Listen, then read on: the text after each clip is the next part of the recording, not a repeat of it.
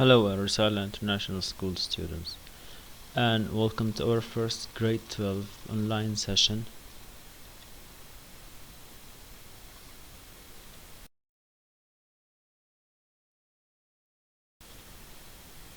In today's session, we are going to start Valediction, Forbidding Mourning.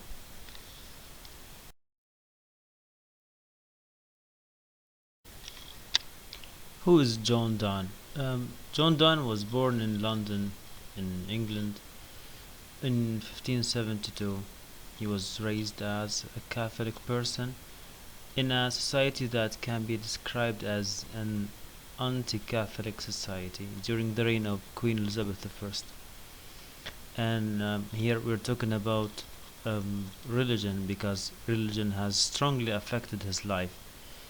He studied in Cambridge and Oxford, but he refused to get his certificates because he didn't want to take the Protestant oath of graduation.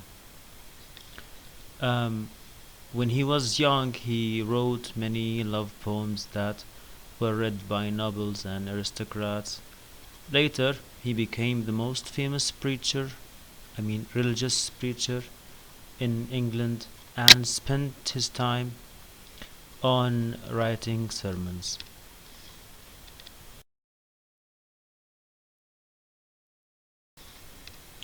A valediction, forbidding mourning. As virtuous men pass mildly away, and whisper to their souls to go, whilst some of their sad friends do say, the breath goes now, and some say no.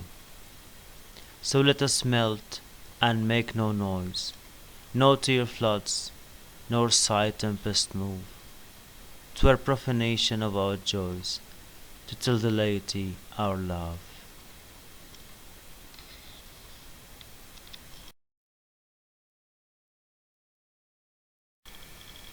Moving of the earth brings harms and fears.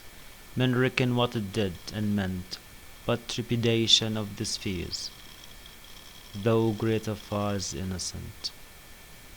Dull sublunary lovers love, whose soul's sense cannot admit absence, because it doth remove those things which elemented it.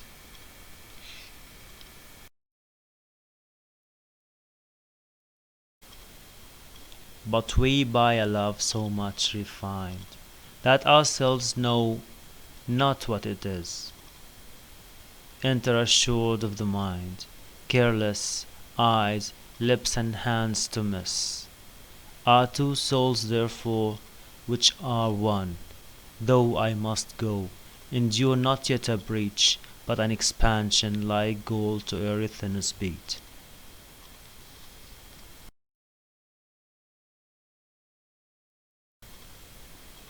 If they be two, they are two so, as stiff twin compasses are two. Thy soul, the fixed foot, makes no show to move, but doth, if the other do. And though it in the centre set, yet when the other far doth roam, it leans and hearkens after it, and grows erect as that comes home.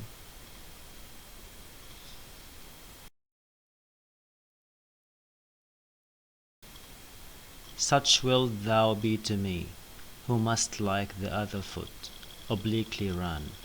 Thy firmness makes my circle just, and makes me end where I begun.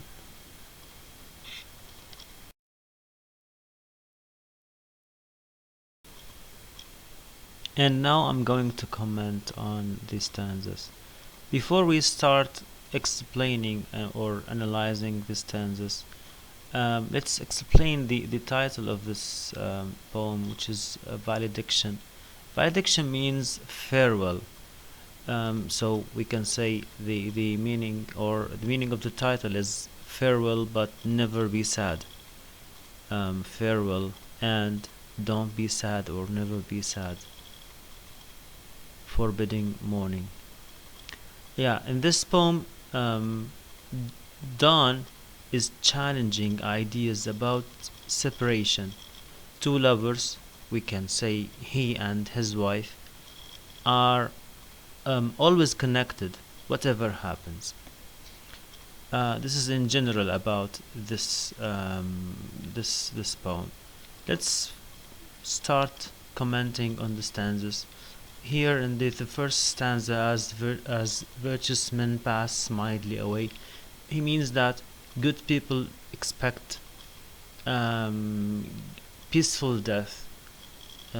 This is almost in all religions that good people expect good death. Why? Because they expect to go to heaven, and they expect good afterlife.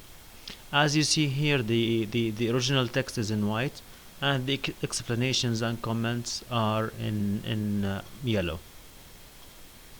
And the third and fourth line in the first stanza, we can explain that good person is dying. He's describing that moment, or those moments while someone is dying. His friends around him, he said, whilst some of their sad friends do say. Here, let's imagine what he's describing. That he's saying that because it's a very peaceful death, even the friends around him can't notice, or it's hard to notice this peaceful death because it's happening without pain. And this is because he's a good person.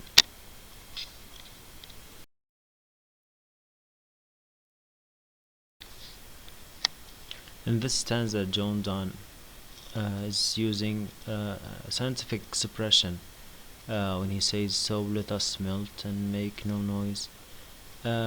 He means the change from a state into another, from staying to departure, or living, or we can say life to death.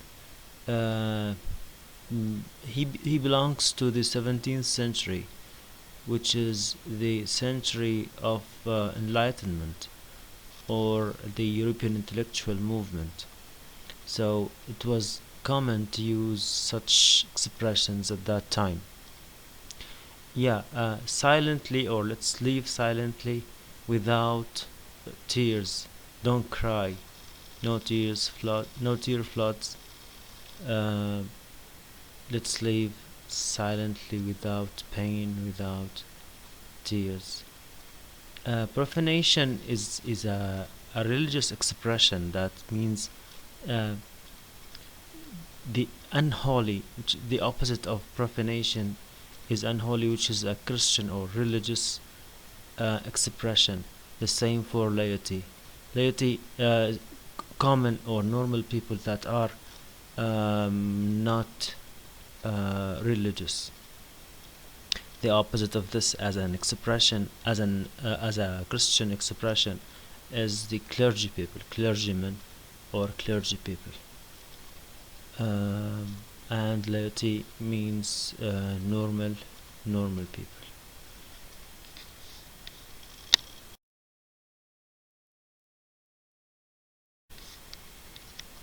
In this stanza, move of the earth. The here he means by saying moving of the earth movement is the earthquakes, and he's referring to a Christian idea in the Bible that at the end times, or the last days of life on earth, earthquakes will happen, wars will happen, and other things. Reckon here means to think. Trepidation means trembling. The next stanza, sublunary is related to lunar, which is anything related to the moon, lunar and lunary. So he means by sublunary any earthly creature, any organism or any creature from Earth, which is under under the moon. So the upper upper world and lower world. He means the lower world here. Humans, by the way. Lovers love whose soul is sense cannot admit absence. Here, absence can mean, because ab or ab is a prefix that's used in Latin to mean the opposite or the. So absence here can mean without sense. It's not about being present or absent, but here sense is the opposite. Absence is the opposite of sense itself as a word. Yeah, and the elements of life, of course, on Earth, earth, water, fire, and air. These are the four elements.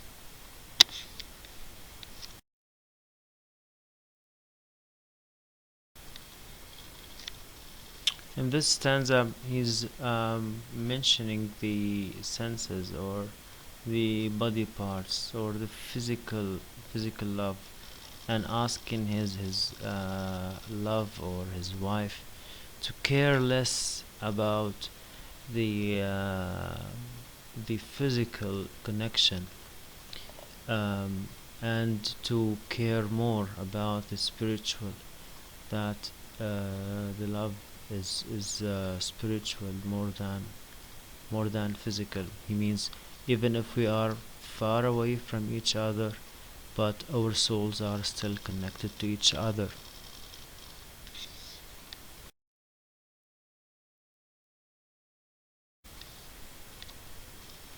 Here it's talking about their spirits or their souls.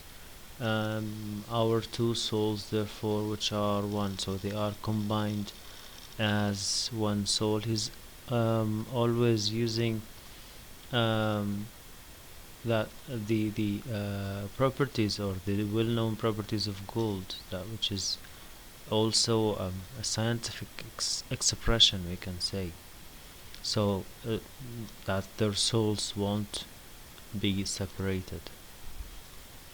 And the next stanza, if our souls separate, they'll be like the two legs of a compass. Compass is the math tool which is used for drawing circles. So he's saying that mm, he and his love or his wife are just like two legs of a compass.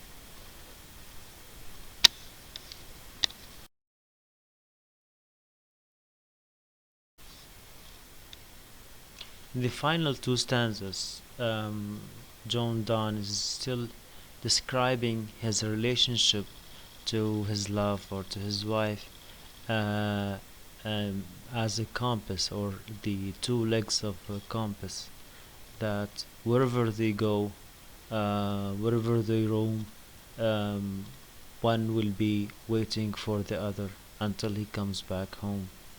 And the final stanza, he's saying that you are constant, thy firmness makes my circle just. So I will roam, I will go everywhere, but you are stable, you are constant, that you will not move, you will never move until I move.